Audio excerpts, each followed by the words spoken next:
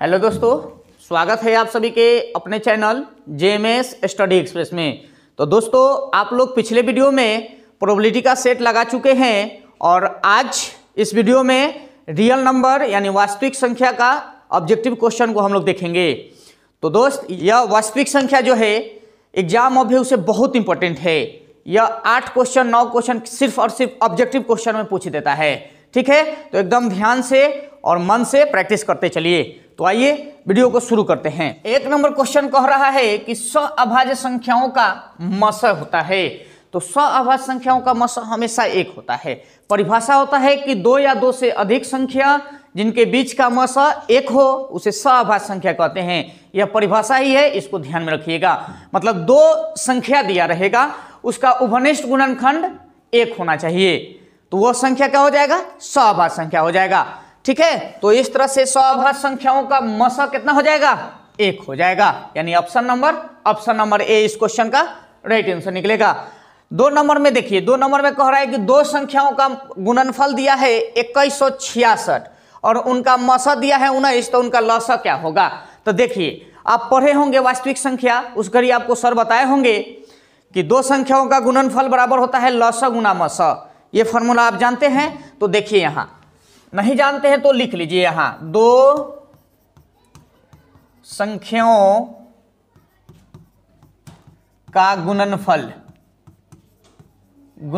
बराबर लसा गुना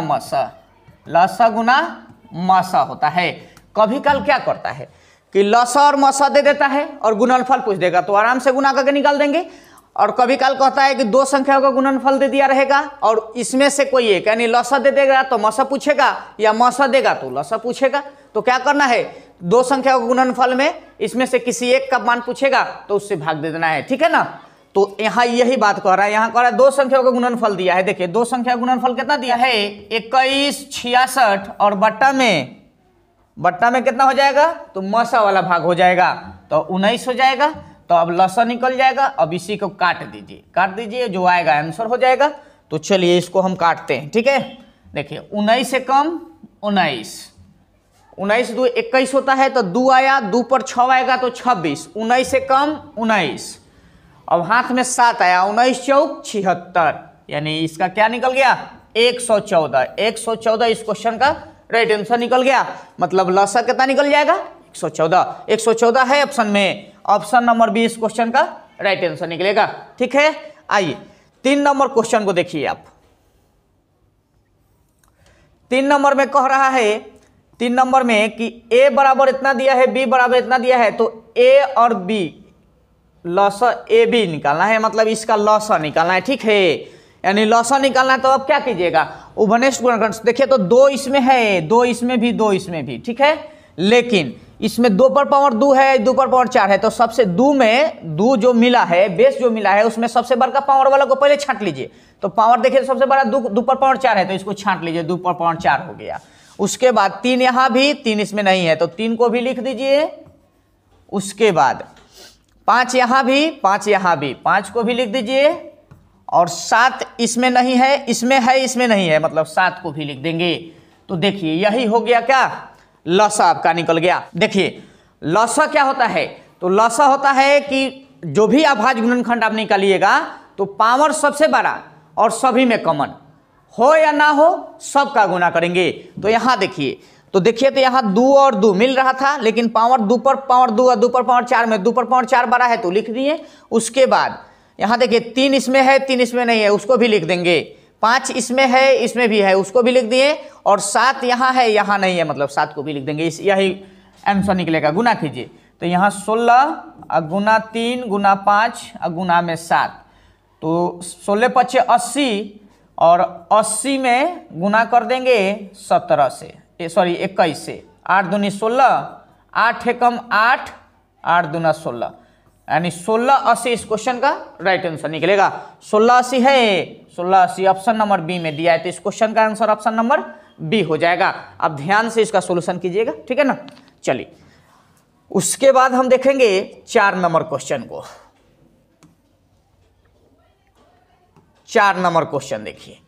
4 number question में कह रहा है कि m एक धनात्मक पूर्णांक है तो धनात्मक विषम पूर्णांक का रूप क्या होगा? तो ये पूर्णांक है, m क्या है? पूर्णांक है। तो m पूर्णांक है तो इसका विषम पूर्णांक क्या होगा, इसको देखना है। तो यहां देखिए 4 एकम 4 एक 5 हो गया, 4 एकम 6 हो जाएगा। अगर m का मान अगर 1 रखते हैं, यहाँ m का मान बारी बारी से रखिए, 1 2 3 इस तरह से रखिए आप। तो देखिए 1 रखें तो 4 एकम 4 एक 5 हो गया, माने ये विषम हो गया, विषम 5 विषम होता है। यहाँ देखिए 1 रखेंगे तो 6, ये नहीं होगा। यहाँ 1 रखेंगे तो 4 और 4 8 हो जाएगा, ये भी नहीं होगा। और इनमें से ये माने ऑप्शन नंबर ए इस क्वेश्चन का राइट आंसर निकलेगा। ठीक है, हम चेक भी कर लिए ताकि कहीं सम फिर कहीं विषम तो नहीं ना है, नहीं है, सब में सम ही आ रहा है, इसलिए ये 1 नंबर को आंसर हो जाएगा, ए नंबर। ठीक है, अब देखिए यहाँ 5 नंबर में कह रहा है कि निम्न में से कौन सी अभाज्य संख्या है। तो अभाज्य संख्या की परिभाषा आप क्या जानते हैं? वह सारी संख्याएं जो दो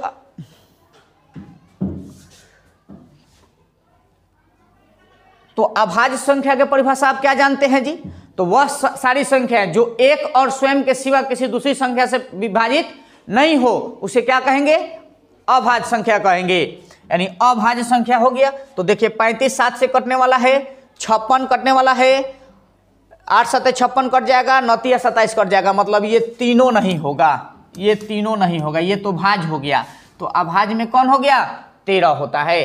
कैसे होगा जी? तो यहां से देख लीजिए, अभाज्य संख्या 2 3 5 7 11 13 17 19 इस तरह से आगे जाते हैं। ठीक है ना। तो इसमें देखिए प्रथम अभाज्य संख्या कौन होता है? 2 होता है। सम अभाज्य संख्या की संख्या पूछेगा तो 1 देंगे। सम अभाज्य संख्या कौन होता है? तो 2 होता है। विषम अभाज्य संख्या, पहला विषम अभाज्य संख्या कौन हो जाएगा? 3 हो जाएगा। ये सब ध्यान में रखिएगा। ठीक है, आइए नेक्स्ट क्वेश्चन 6 नंबर बात करते हैं। इसमें कह रहा है कि निम्न में से कौन सा अपरिमेय है। तो अपरिमेय का मतलब क्या होता है? जो रूट से आजाद ना हो। तो देखिए तो इसमें रूट से आजाद जो नहीं होगा वो आंसर हो जाएगा।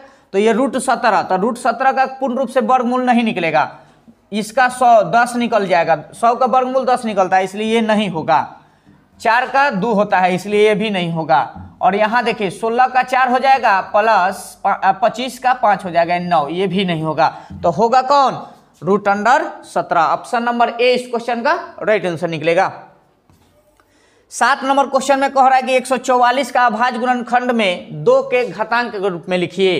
तो देखिए यहाँ 2 के घातांक के रूप में कैसे लिखा जाता है सो देख लीजिए। यहाँ 144 है तो 144 का आप लघुत्तम निकालिए। तो 144 है, इसका लघुत्तम आप निकालिए। 2 से 7 2, फिर 2 से ले जाइए 36 आएगा, फिर 2 से ले जाइए 18, 2 से 9, 3 से ले जाइए 3 आ गया। अब इसका गुणनखंड देखिए।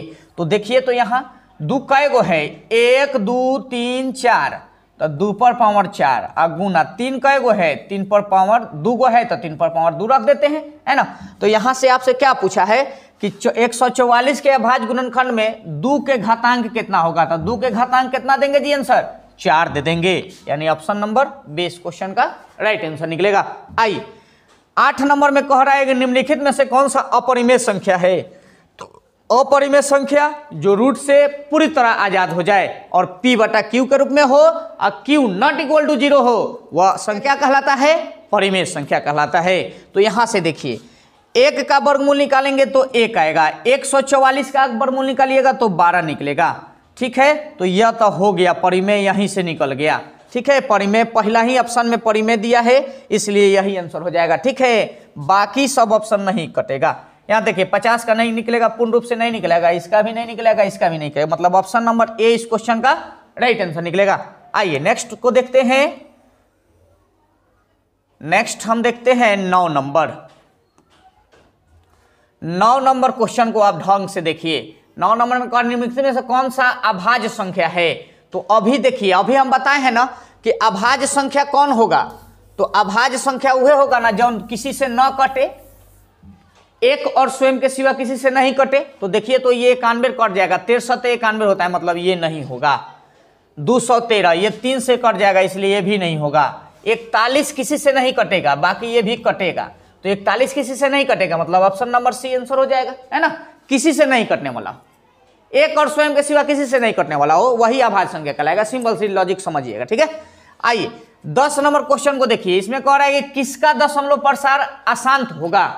तो देखिए यहां दशमलव प्रसार अशांत और शांत के लिए यहां एक फॉर्मूला याद रखिएगा, P बटा 2 पर पावर m गुना 5 पर पावर m के रूप में हो, n के रूप में हो, इस रूप में अगर होगा, रूप में हो तो दशमलव का होगा शांत होगा, दशमलव प्रशांत का हो जाएगा शांत होगा, और इस फॉर्म में नहीं रहेगा मतलब वो अशांत होगा। तो 1 नंबर में दिया है ए नंबर में कि 23 बटा 50, 23 बटा 50 को अगर तोड़िएगा तो 2 और 5 के फैक्टर के रूप में नहीं आ जाएगा, 50 का लघुत्तम निकालिएगा तो 25 चौक के 100 होता है, यानी 2 पर पावर 2 गुना 5 पर पावर 2 लिख देंगे, यानी इस रूप में आ गया, मतलब इस रूप में रहता है तो अशांत हो जाता है। आपसे पूछा क्या चीज है अशांत, तो इसलिए ये नहीं होगा।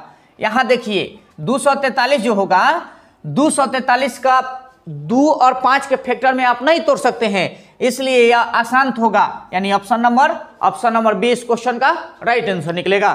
ठीक है, आइए नेक्स्ट को देखते हैं। यहां कह रहा है 11 नंबर में कि एक अशून्य परिमेय संख्या और अपरिमेय संख्या का गुणनफल होगा। तो देखिए आप एग्जाम्पल से समझिए, अशून्य मतलब शून्य को छोड़ के तो बाकी परिमेय संख्या अगर 4 लेते हैं और अपरिमेय संख्या √2 लेते हैं तो ये क्या निकल गया, दोनों का गुना करेंगे तो क्या निकलेगा 4√2 निकलेगा, मतलब ये अपरिमेय होगा, अपरिमेय होगा। तो अपरिमेय संख्या आंसर देंगे, अपरिमेय संख्या ऑप्शन में है कहीं, हमेशा अपरिमेय होगा, ये सही होगा। ठीक है, तो इस क्वेश्चन का ऑप्शन नंबर बी सही होगा। आइए ये 12 नंबर क्वेश्चन को देखेंगे तो 45 और 60 का मसा बताना है कि कौन सा मसा होगा। तो देखिए 45 और 60 को जो संख्या काट देगा वही मसा कहलाता है। आपको अगर नहीं समझ में आ रहा है तो यहाँ मसा निकाल लीजिए, 45 से भाग देंगे 60 में तो कै मंत्रबे, एक मंत्रबे 45, 15 या 15 से फिर 45 में 15 45 कट गया, मतलब मसा कौन निकल गया, मसा यहाँ से आप 15 दे दीजिएगा, 15 इस क्वेश्चन का राइट आंसर होगा। 15 ऑप्शन में है, ऑप्शन नंबर डी में दिया है, ऑप्शन नंबर डी इस क्वेश्चन का राइट आंसर निकलेगा। अब देखिए 13 नंबर में कह रहा है कि r बटा 3 क्या है, परिमेय है, अपरिमेय है कि पूर्णांक है। तो देखिए r बटा 3 यानी p बटा q के रूप में रहता है तो ओकरा के क्या कहते हैं, ओकरा के परिमेय संख्या कहते हैं, यानी ऑप्शन नंबर ए इस क्वेश्चन का राइट आंसर हो जाएगा। ठीक है, आइए नेक्स्ट क्वेश्चन 14 नंबर देखते हैं। 14 नंबर क्वेश्चन में कह रहा है कि fx बराबर x³ minus 5x² plus 2x plus 2, तो f1 बताइए, मतलब यहाँ fx था ना, x के जगह पर क्या रखेंगे 1 रखेंगे, x बराबर 1 रखेंगे और x बराबर 1 रख के सॉल्व कीजिए, 1 के क्यूब करेंगे तो 1 आएगा, माइनस 5 गुना 1 के स्क्वायर 1 अब प्लस 2 गुना 1 अब प्लस 2, यहाँ से देखिए 1 माइनस 5 प्लस 2 प्लस 2, 2 दूना 4 आएगा 5, अब 5 में से 5 गया 0 आएगा, मतलब इस क्वेश्चन का आंसर कितना निकलेगा, ऑप्शन नंबर ए यानी 0 0 आएगा। ठीक है ना, ये घटा दिए हैं तो 0 आ गया है, इसको सोल्यूशन करना रहता है और कुछ नहीं, आप मुझबानी इसका आंसर दे सकते हैं। ठीक है, मन में करके कैलकुलेशन इतना जरूरी नहीं है बट कर लीजिएगा, अगर नहीं समझ में आ रहा है तो कर लीजिएगा। चलिए ये हो गया, अब इसको मिटाते हैं। उसके बाद देखिए रेकरिंग से संबंधित प्रश्न है, इसको आप ध्यान में रखिएगा, इससे क्वेश्चन रहता है। ठीक है, तो यहाँ 15 नंबर में कह रहा है कि 0.7 पर रेकरिंग, तो 0.7 पर रेकरिंग, इसका मतलब यहाँ से समझिए, अगर 0.33 रहेगा ना, इसका मतलब होता है कि 33 बटा में 99, ये आंसर देंगे।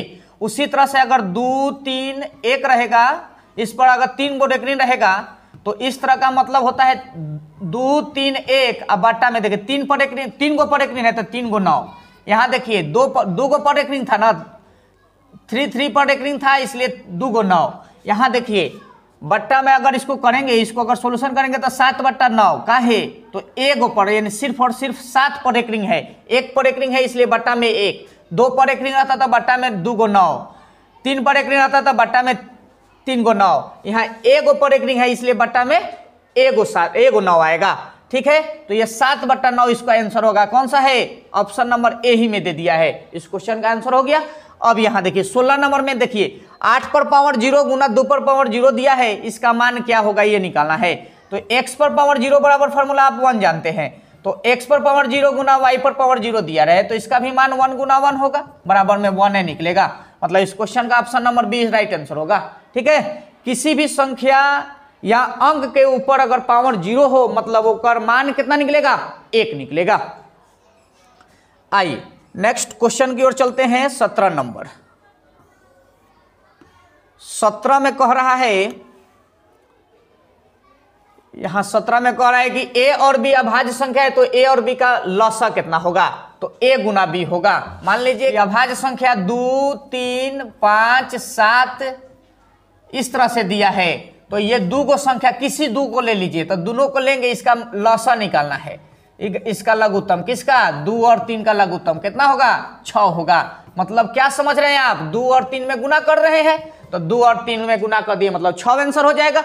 मतलब a और b दिया है तो a और b का गुना कर देंगे, a गुना b यानी a भी आंसर होगा। ऑप्शन नंबर से इस क्वेश्चन का राइट आंसर निकलेगा। आइए 18 नंबर में कह रहा है कि कौन सा अभाज्य है, निम्न में से कौन सा अभाज्य है। तो अभी हम बताए हैं ना 15 कटने वाला है इसलिए नहीं होगा, 12 भी कट जाएगा इसलिए नहीं होगा, 75 भी कटेगा नहीं होगा, मतलब होगा कौन, 23 अभाज्य संख्या है। आइए 19 में देखिए तो कह रहा है कि निम्न में से कौन सा परिमेय संख्या है, तो परिमेय संख्या कौन है, तो यहां से देखिए 3 से रूट 3 खत्म मतलब 2 आ गया, मतलब परिमेय संख्या ऑप्शन नंबर ए होगा, बाकी कोनो नहीं होगा परिमेय संख्या। इस नंबर में कह रहा है कि 65 तथा 117 का मस 65 कोमा माइनस 117 के रूप में m का मान पूछ रहा है।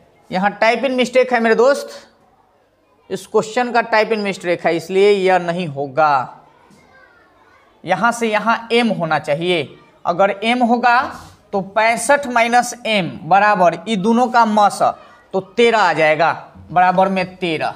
तो m 13 में अगर इसमें अगर